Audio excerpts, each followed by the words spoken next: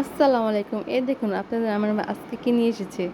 আজকে আপনার আমিন আপা বানাবে কলার পিঠে। তাই কিছু পাকা কলা ছিল, পাকা কলা নিয়েছি, তারপরে নিয়েছি কিশমিশি, তারপর দিয়েছি চিনি, তারপর দিয়েছি স্বাদ মতো লবণ, তারপর দিয়েছি আটা, তারপর দিয়েছি ময়দা।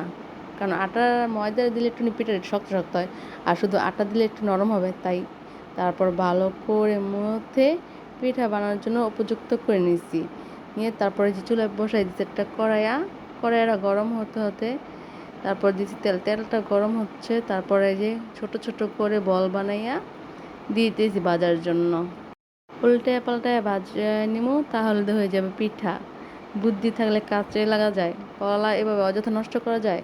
জানেন তো আপনাদের আমিন আপার মাথায় অনেক বুদ্ধি। দেখুন তো কেমন হয়েছে আমার পিঠাগুলো, সবাই বলবেন। আর কে কে খাবেন হাত তোলেন। পিঠাগুলো সত্যি অনেক মজা ছিল। জানেন তো আপনাদের আমিন আপার আর অপচয় করে না।